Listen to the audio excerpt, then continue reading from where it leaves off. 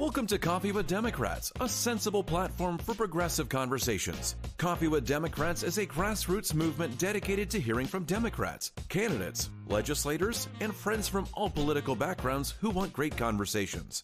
Coffee with Democrats is committed to increase Democrat voter registration and Democrat voter turnout by making voting more exciting and meaningful. And now here's your host of Coffee with Democrats, Kevin Dawson. Well, good morning and welcome to Coffee with Democrats. This is a great day today. We're very pleased to have a special guest with us, Kay Floyd, and we're also joined by Scott Hamilton. So let me get them pulled up here with us. And good morning, Senator Floyd. Good morning, Scott. Good morning, Kevin. It's great to have both of you joining us. I say both. I should have not said that. Scott is a regular on Coffee with Democrats as a independent contributor, but our special guest is Kay Floyd. But Scott, you're a special person to be, and I appreciate you coming on and spending time with us as well. So I've got a little introduction for everybody. We're going to talk just a little bit about Kay. We're going to talk a lot about Kay Floyd, to be honest with you. But one of the things we want all of our listeners and followers to do is to please do one thing. Go out onto your social media and share with your followers, family, friends that you're watching this so that they can come over here and participate. We are taking some notes. So if you want to make a comment down below that you want to ask a question of Senator Floyd, we absolutely welcome those positive comments. So if you want to make a note, we'll put those up onto the screen as we move along here. And also, if you are following us and you want people to know how to join, go to YouTube Live at Coffee with Democrats 7998. That's @ Coffee with Democrats 7998, all one word. On Facebook, we are just Coffee with Democrats. Just type it in. I think we're the only ones that you'll find on there. And also on Twitter Live, X, whatever you want to call it, at Coffee with Dems, @ Coffee with Dems. Elon Musk shorted us out of Democrats. He wouldn't let us put the whole word in there. So it is Coffee with Dems on Twitter. So good morning, Senator Floyd. How are you doing? I'm doing well. Thank you. Thanks for having me, Kevin. It's great to have you back on Coffee with Democrats. It's always a special treat for us to have you. And I'm going to just full disclosure. I get more nervous preparing for conversations with you because I respect you so much than I do with almost any other politician. I had so much nervous energy this morning, I had to go out and mow the lawn. So thank you. I wish I would have known that, Kevin. I would have had you run up and do mine real quick, too. I was going to say the same thing, Scott. We would have kept you busy, wouldn't we? But so I'm going to go ahead and go through just a little brief introduction so that people know a little bit more about Senator Floyd. Senator Floyd is an American politician and member of the Democratic Party who has represented the 46th district. That's the 46th Senate district in the Oklahoma Senate since 2014. She has served as the minority leader of the Oklahoma Senate since succeeding John Sparks in 2018. She previously served in the Oklahoma House of Representatives representing District 88 between 2012 and 2014. Here's the part that I really respect a lot about. Senator Floyd received her Bachelor of Science Psychology from Oklahoma State University, one of the great land-grant universities of all of the United States, the only land-grant university for the state of Oklahoma. And that's, I appreciate it. You graduated just a few years ago, short distance back there, 1980. Then following, you went and got your Juris Doctorate. And a lot of people in Oklahoma say, oh my goodness, she became a turncoat and went down to the University of Oklahoma to the College of Law and graduated in 1983. Senator Floyd previously served as a municipal court judge in Oklahoma City, administrative law judge, an assistant attorney general, and on the Oklahoma Horse Racing Commission. So that gives us kind of a background about Senator Floyd. And she is a great advocate for Democrats and women. And we're so excited to have you on with us today. Thank you. Okay, when I learned that you were going to be with us this morning, I was thinking about the first time that you and I met. You would have no reason to recall this, but our mutual friend Al McAffrey introduced us at a Christmas party in Miller neighborhood before you declared your candidacy. And I was so impressed with you then and continue to be to this day. You are a hero for me. Oh, thank you, Scott. Thank you. So this is the second time you've been on Coffee with Democrats. You're returning, and this is kind of an opportunity for us to kind of give you that. And it's not a farewell. It's just a beginning of a new chapter in your life. And we hope to stay in touch with you and hope to have you on Coffee with Democrats again in the future. But for those people who don't know that much about you, I'm going to go through and we'll quickly ask some of these questions so that you can answer some of them. But where were you born and raised at? I was born and raised in Ada, Oklahoma. It's about 90 miles south of Oklahoma City. Right. I had 3 siblings and 2 parents. And you went to high school there in Ada, graduated? Ada High School. Uh-huh. Yeah. What's their mascot? Cougars. The Cougars. Okay. Ada Cougars. Yeah. And so let's share just a little bit. We've already talked that you went to Oklahoma State University, but can you share a little bit about your time when you were earning your Bachelor's of Science? Some of the highlights that you remember about Oklahoma State University. And if you want to talk up Oklahoma State University, please take this opportunity. Oh, well, I think one of the things that stands out most when people first go into Stillwater, where OSU is located, is just how gorgeous the campus is. Oh, yeah. You know, it was an agriculture college when it started, and it has that feel to it in the trees, and it's just a really beautiful campus. A lot of friendly people, what you would expect, a large rural contingency of students. I actually started my first year, I couldn't really decide what I wanted to major in. And by the middle of my second year, my folks said, you better, it's time, you need to make up your mind. Well, I was interested in psychology, philosophy, and political science. So I ended up getting my degree in psychology, and I got a minor in political science and a minor in philosophy. So I took that background and then went to OU because OSU didn't have a law school. So, right. Kevin, it wasn't that I wanted to leave. They just didn't have a law school. So went to OU. The campus for the law school is away from the main campus. They had just built a new law school. And so I wasn't on OU's campus as much, except for football games and things like that on game day. But I will tell you both, you both know this, but there's a huge rivalry between our 2 state universities, OSU and OU. And when I was knocking doors when I ran for office, that was a question I got quite frequently, was where did you go to school? And I will tell you, if you're going to run for office in Oklahoma, you need to attend both universities. Yes, exactly. I don't think I offended one person on the doors based on where I went to school. So right. It was actually a boost. Well, one of the things that I remember the first time that I went to Stillwater and I went on campus was the colonial style of the architecture. Mm-hmm. A lot of colonial style. And that appealed to me so much. But all right, I'm going to talk just a little bit. I love architecture, but I also love the flowers, and I love how the landscaping was just perfect on the campus there at Stillwater. But I'm one of those other people. I went to the other college, OU, and I graduated from OU. And I have to tell you this. David Bourne's wife, when she came in and really started working on the landscape for the University of Oklahoma, that's just, to me, is you can't beat that on any campus. And I've been to the campuses of LSU, Arkansas, Texas A&M. I've been to, I can't remember, TCU down in Fort Worth.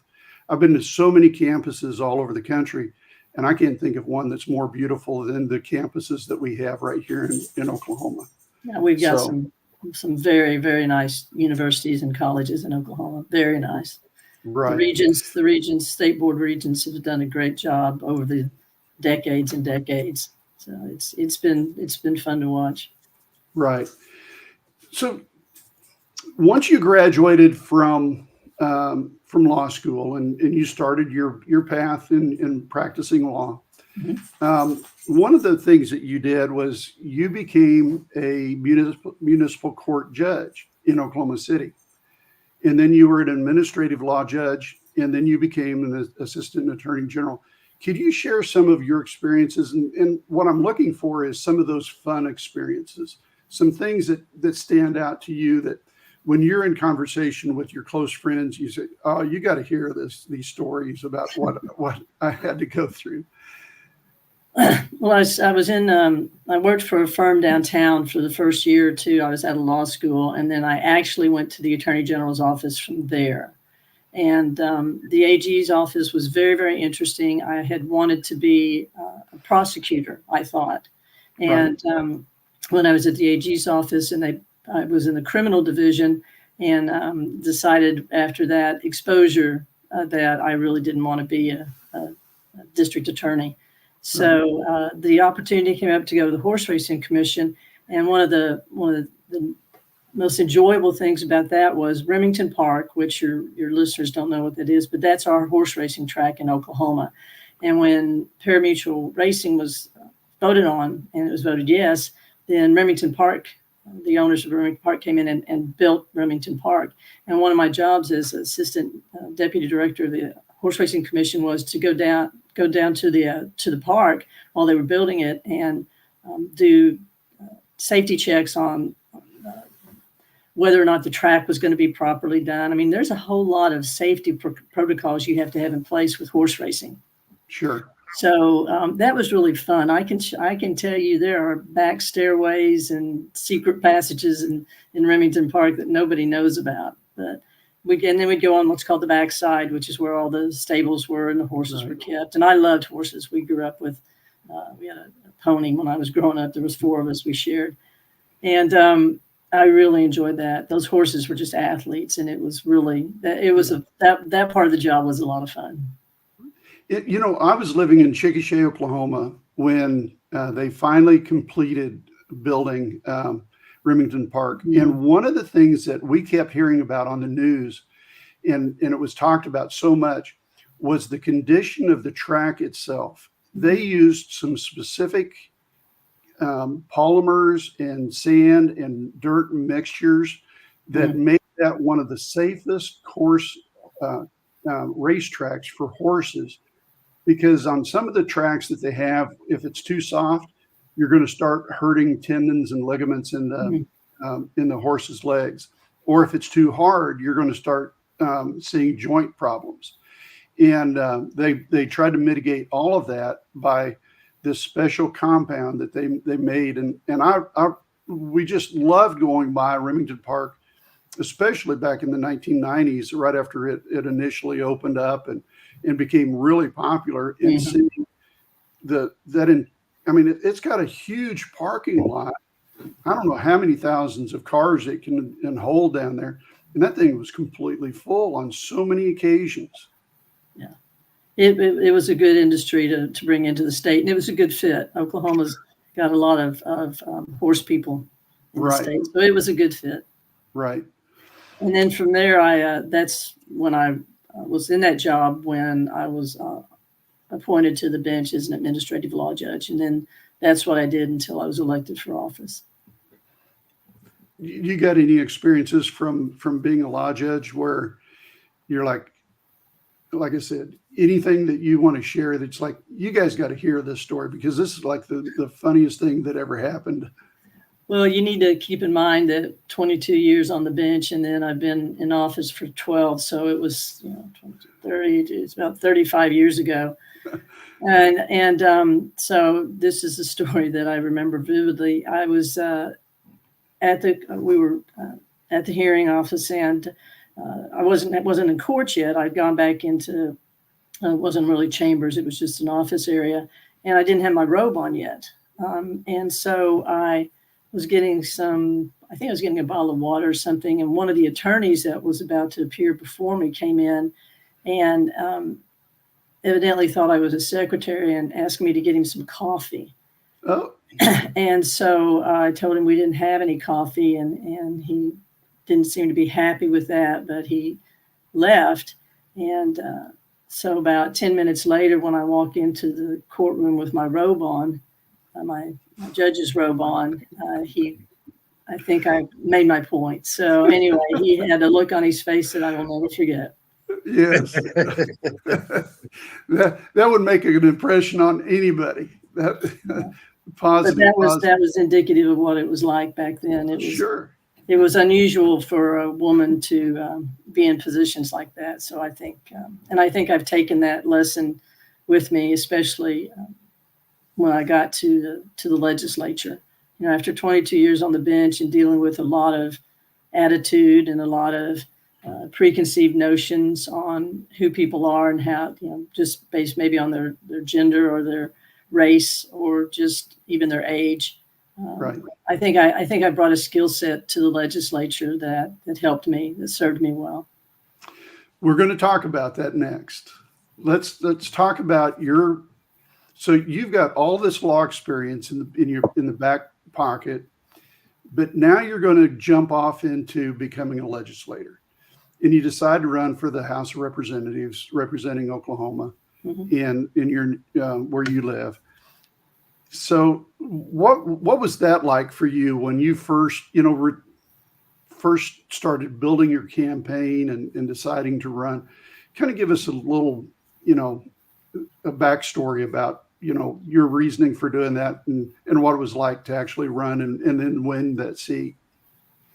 So the previous member of the House who had seat 88, House District 88, was a friend of mine, Scott. It's a good friend of Scott's also, Al McAffrey. He was the representative at the time. And I went to Al and told him, I said, look, what's your path here? And he said he would probably go run for the Senate when that seat opened up. But that was a ways off. Andrew Rice had that seat and he was not interested in leaving it. Then there was a shift in the political landscape nationwide. And Democrats started losing about the time President Obama was elected. And so Oklahoma had been Democrat for 100 years, majority Democrat for 100 years. And so then the shift started taking place from Democrat to Republican. It took about 20 years. But that 2004 race, presidential, is where we had the biggest shift. And so within just a few years, Democrats were in the minority.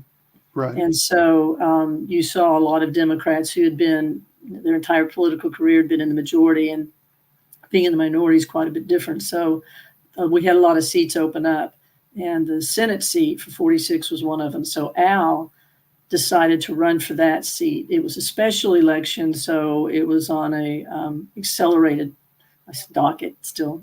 Right. It was on an accelerated path.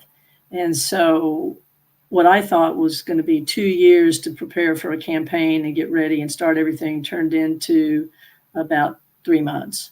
Right. So Al was elected to the Senate. The House seat opened up, and I was geared up. I had never run for office. I really wasn't ready mentally for it. I thought I had more time. I'm a planner. Yeah. So I was kind of freaking out, to be honest with you. And so then the governor, who was a Republican governor, said, I'm not going to set the House seat, House District 88, for a special election and have that in 3 months. I'm going to just leave it vacant. And so, and then the general election that comes up, they can run it there. So it was a political decision, I imagine. The House District 88 was one of the strongest Democratic House seats in the state. And so to have it open and not represented for what ended up to be about 12 to 14 months was something that was concerning. But on the flip side, it gave me an extra 11 months to run which allowed me to visit the entire district, to talk to a whole lot of people. So my race ended up being about 12 to 14 months, which was, back then, that was a long time. You didn't see anybody with a candidacy that long. Right. So that's what it was like back then. And then the election came in November. Mm-hmm. And, you know, I'm sure at that point you had a Republican or independent that you were running against. I had a primary. There were 5 of us because it was a very, as I said, a very Democratic seat. Okay. And it's Oklahoma City, which is the capital of Oklahoma. At the time, it was all in Oklahoma City. About 20, no, that wouldn't, all in Oklahoma City. So 5-person primary, I won, but missed avoiding a runoff. I see. Just winning outright by 22 votes. If I'd had 23 more votes, I would have won it outright. Right. So I went into a runoff with the second place candidate. That I won that, and then there was a Republican in the general, and I won that. Was so it close? 3 races. Yeah. Was that real close, or was that pretty much a blowout? It never got any closer. Well, the primary wasn't even close. It was just I didn't want to have a runoff. But there was, if I had pulled 23 more votes, then the next candidate below me, we wouldn't have had a runoff. Right. And then the runoff came and went, and then the general came and went. And in the general, what was do you remember what the percentage or what the numbers were when you won that one? Yeah, I really don't. The primary was the one that's always stuck with me because I was so close. Well, the reason I ask that is because for so many people who are running, the nail biter is on election night in November. And on election night, you know, there's a lot of stress, a lot of strain. You know, you're trying to gear up with an after party and election party, things like that. But the outcome isn't really known. But I'm just trying to get a feel for the, you know, if you had that much stress or remembered that much about, you know, that election night. No, I remember all my election nights, and they're incredibly stressful. Right. The runoff was incredibly stressful. The man I was running against was well known in the community, very popular. And then, you know, there were 3 candidates that were no longer in the race. So you didn't know where the votes that went for those 3 candidates were going to go. Sure. You know, are they going to go for Floyd, or are they going to go for the other guy? So it was, right. Election nights are one of the worst parts of this job. Sure. From a stress standpoint. So, during your time in the House of Representatives, what stands out during that time in the House of anything that maybe a story or a piece of legislation that you had worked on or that you were working against that kind of stands out that you say, all right, this is something that people need to know about that I like sharing? The House of Representatives, when I was in the House, it's a very different environment. And even people that come and, you know, the politicos that will sit up in the gallery and watch the political proceedings and the governmental proceedings when we're in session, until you're actually on the floor of the House, you have no idea what it's like. It's 101 people. The Senate's 48. So you've got 101 people, and everybody's working for what they feel is important for their district. And it's controlled chaos. Okay. And then we were a super minority by that point. I think there was only, I know there was, I think 28 of us at the time out of 101. And so the politics, when you're in the minority, especially a super minority, is completely different from when you're in a tie or when you're in the majority. It's just you do things differently, and your goals have to be different because you're not going to get done as much as you want to get done because you're competing with the majority party that was basically a super majority, and their bills and their issues are going to be the priority. Mm-hmm. So I think one of the things that stands out the most about my service in the House was just learning to navigate the system when you're a first-time legislator, we're all in the same boat. We're just walking around in a fog. And Right. I had a legal background, and it was still a lot. There was a learning curve for me. Right. And you were there how many years in the 2 House? years. 3 years? Two. I served one term, which is 2-year terms. And Okay. then McAffrey, who had run for the Senate, Al retired, and that seat opened up. And Okay. so I ran for that seat and was elected to the Senate. And again, election night on that was probably pretty stressful and Yeah. yeah. Well, I mean, I was giving up my House seat. Mhm. Well, there wasn't like a first and second place. I mean, you had to decide which one you were going to run for. Were you going to stay the incumbent in the Right. House, or were you going to try to go for the Senate seat, which maybe in the Senate you can get more done because there are fewer people. Right. So I took a gamble. And So- it paid off. It did. It did. And then you've served there faithfully since, and I was trying to recall, we just read it on your bio, since 2014. Yes. And I came in and they, it was a small caucus, and I was asked to be the caucus chair, right. which I reluctantly took because I didn't think I was qualified, but evidently everybody else did. So I was caucus chair. And then when Senator Sparks left, I was voted caucus leader, Right. and found out just about 2 months ago that I'm the first woman to ever lead a caucus in the Oklahoma legislature.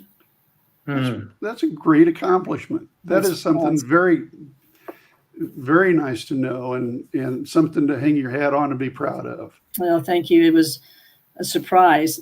I said, are you sure? And then we went through, I said, check Jerry Askins. Jerry Askins has done everything. Right. And she had been in the House as lieutenant governor.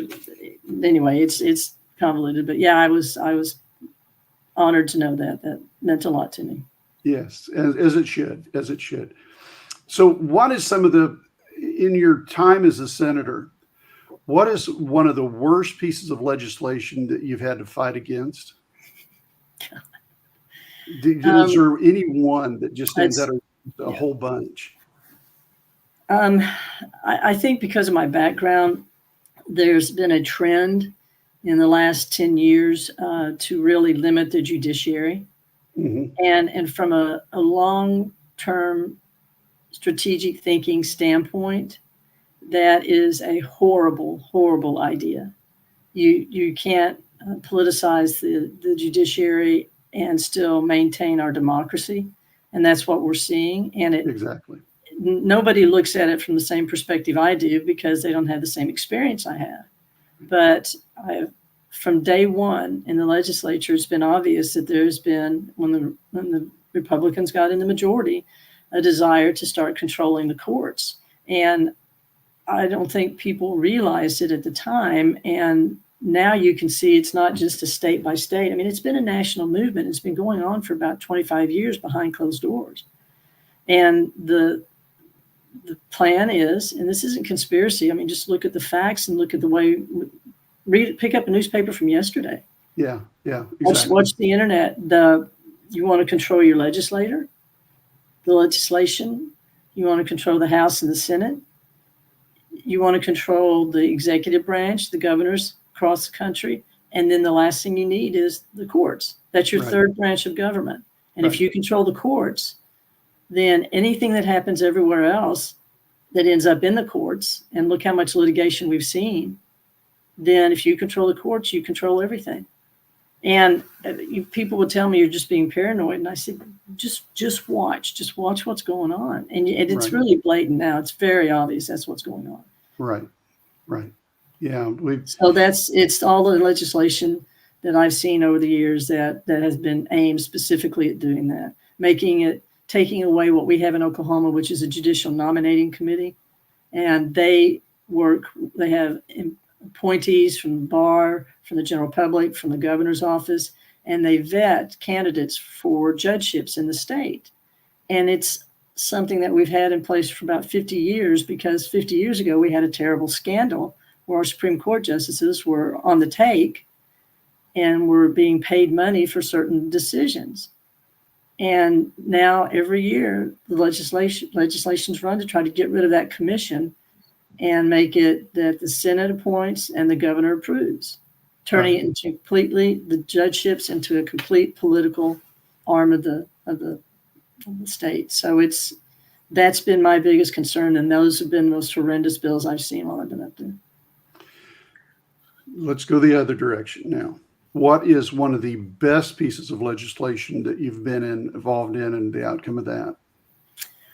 One of the best pieces of legislation I've been involved in took 7 years to get to where we are now. And it was that a study was done, and that's how we had to start, was there was concern that we had a backlog of untested rape kits in the state of Oklahoma. Mm-hmm. And so I worked with lots of groups and lots of people. This wasn't a Floyd thing. This was a statewide thing with a lot of people working on it. And the first thing that we did with Governor Fallon, Mary Fallon's help, was get a task force put in place, and an audit, a statewide audit was done of how many untested kits we had in the state of Oklahoma. And it took a few years to get it done. And we had over 7,000 untested rape kits in the state of Oklahoma. I mean, it's a national embarrassment. Right. And so at that point, it became obvious that we needed to get those kits tested. And so that was started. The legislature got involved. They started helping with appropriations.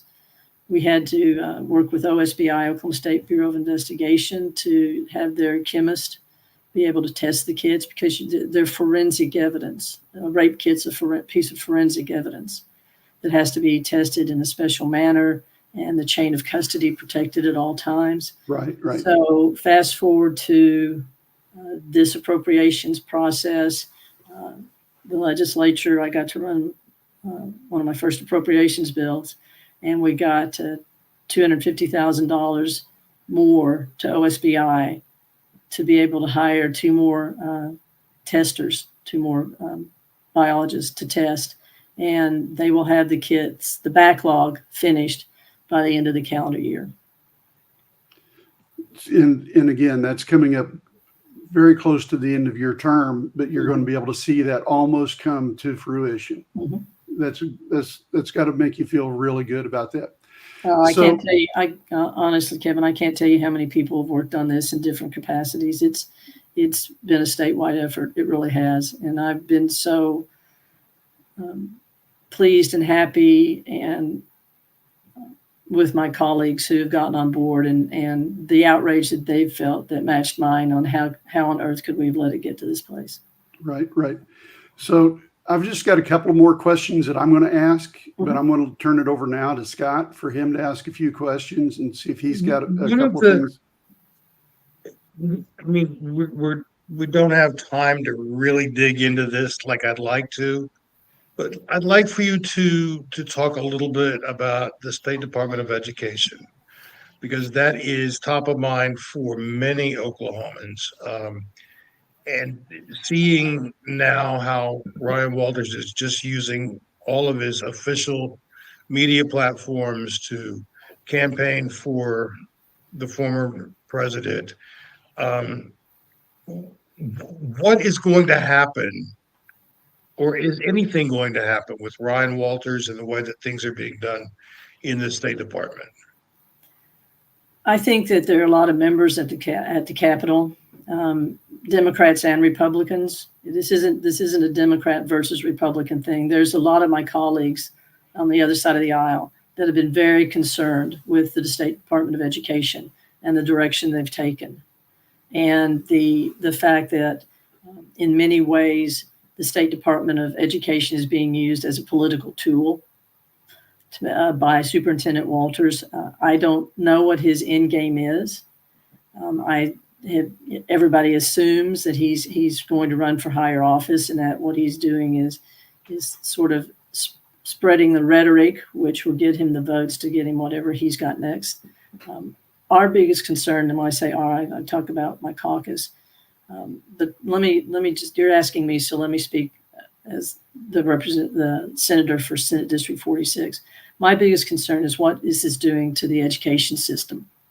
When you have a superintendent who is using this as a platform to run very controversial and very ultra-right policies, then that's not representative of the entire state. And to me, that's what our state superintendent should be doing, is representing the entire state and not picking and choosing policies which are going to divide us instead of unite us. Mm-hmm. And our schools should be neutral. Our schools are there, our teachers are there because they want to teach. You know, they want our kids to get an education, and they don't. It's difficult when I have educators talk to me. They say, I just want to do my job. You know, I just want to go in there and teach, and I don't want the politics involved. I don't want the censorship of the library books, and you know, we know what we're doing, and if basically, if you all will just leave us alone and let us do our jobs, we want to help these kids. Right. And so that's been, to me personally, one of the most concerning things is how many teachers that we're losing. I mean, when we came through COVID, we lost a lot of teachers because COVID was so very difficult nationwide, globally, and teachers suffered. And so we were already dealing with that. But when you've got a superintendent who's their leader, who's so divisive and is putting them in so many very, very difficult positions simply because he's politically motivated, then that's not good for our teachers. And if our teachers can't get in there and teach, it's certainly not good for our children. So that's been my biggest concern, is what is this going to do in the long run to our kids? And it's not positive. Right. Thank you for that. You're coming up close to the end of your term, mm-hmm. and you're going to be replaced by Senator Julia Kurt. What are your expectations for Senator Kurt as she takes over as a minority leader after you pass the baton to her? Mm-hmm. So the way, for your listeners, the way our system is set up, I'm the current leader. I've been for 7 years. And what we do in my caucus is I instituted a process, and the caucus agreed that where we had our elections for the leader-elect and our caucus chair-elect about a year ago. And it will be a full year that Senator Kurt will be leader-elect while I am still in office and I'm the leader. And the point of doing it that way was to have our next leadership team, our caucus leader and our caucus chair, be able to shadow and work with our current leader, which is me, and current caucus chair, which is Senator Kevin Matthews. And that way they could go through 12 months, which is, pre-session, getting ready for that, then session itself, then the summer when we're doing interim studies, going it back into fall, where if it's an election year, we've got elections, and then prepping for the next session.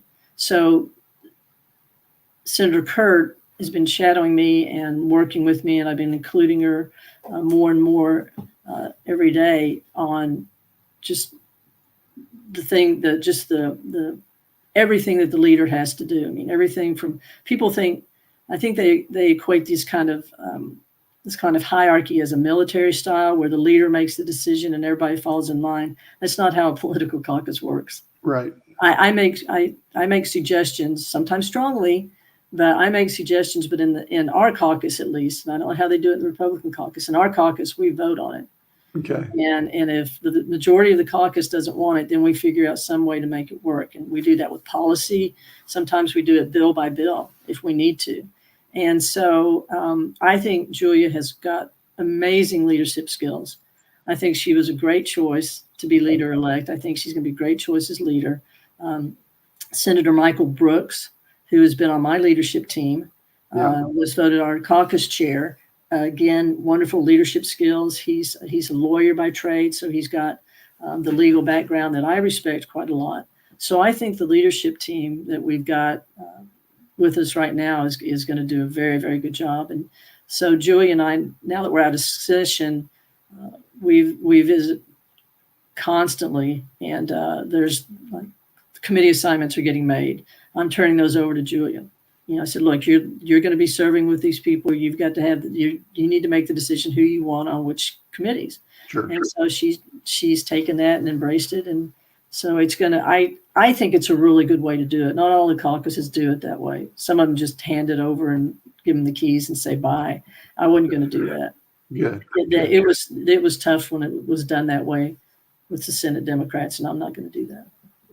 Well, it's a great plan on your part to make sure that there is a transition period in getting the new person up on speed or up to speed.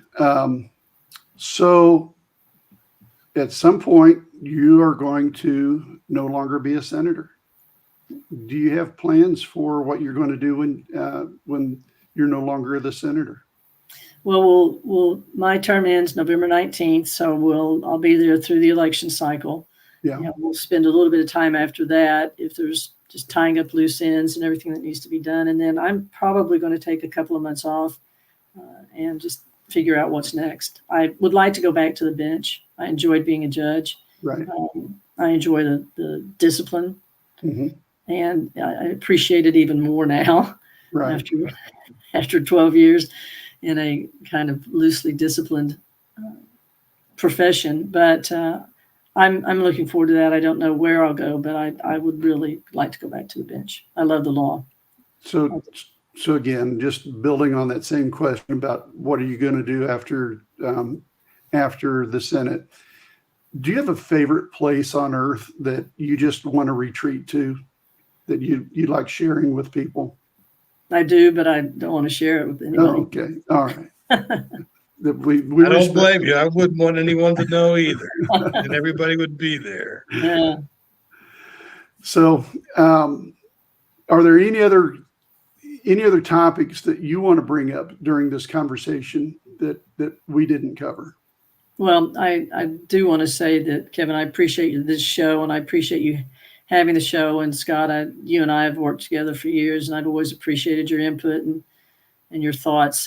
I think it's important to have dialogue like this. I think it's important that people know that we do have Democrats in Oklahoma, and that we're active, we're busy, we get things done. Maybe not with the fanfare or the press releases that you see with some other people, but I feel like our caucus has been strong. I feel like Cindy Munson in the House has done a good job with her Democratic caucus, and we're not going anywhere.